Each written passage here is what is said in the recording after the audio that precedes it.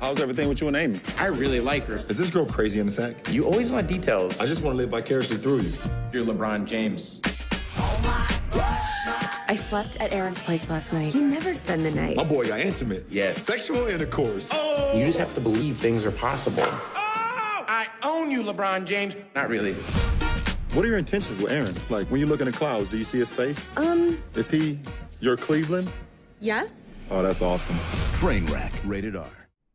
Hello, I'm the Universal Critic. I talk about whatever I want, whenever I want. In the past, I've mentioned that I have sort of a love-hate relationship with romantic comedies. I don't hate them as a genre. Some of my favorite films ever can be classified as romantic comedies.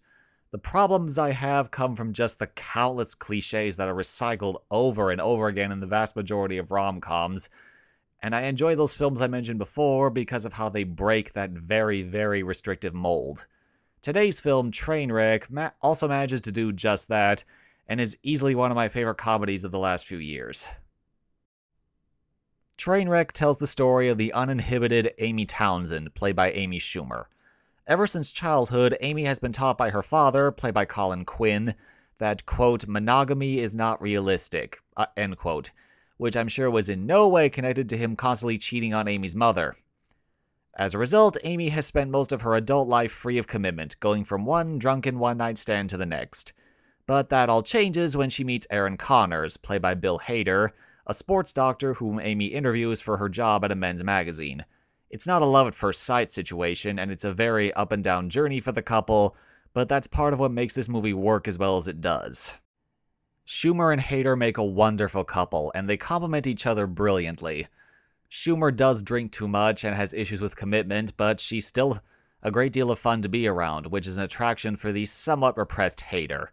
By contrast, Hader is a bit repressed, awkward, and too cautious for his own good, but he's very smart and has a likable personality, so it's believable when Schumer sees him as a serious romantic partner.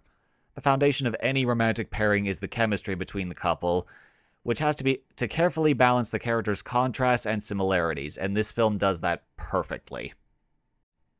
The biggest strength of their relationship is the ups and downs they face. They don't fight over silly misunderstandings, as is so often the case in romantic comedies. They fight over problems that result from their contrasting personalities, their different wants, and differing careers. These are issues faced by just about any couple, and the methods they take to overcome them come off as very authentic, albeit greatly exaggerated for comedic effect.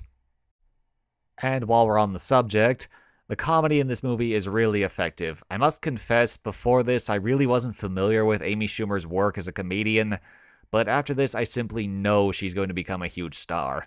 The comedy is a bit raunchy, but like Judd Apatow's previous films, the raunch is always balanced out by good morals and a fairly mature outlook on life. In this film's case, the message is one of commitment and the emotional connections needed for a sexual relationship to have any sort of meaning. It doesn't claim that sex is inherently immature or that only a sexless relationship can be meaningful. It's just saying that sex is best accompanied by some sort of connection, be it for a little while or for a lifetime. Overall, I give Trainwreck a high big screen rating. It's a funny, clever, and fresh take on romantic comedy, which is a genre that, let's be honest, has grown rather stale, probably more than any other in recent years. I'm the Universal Critic. I talk about whatever I want, whenever I want. Goodbye.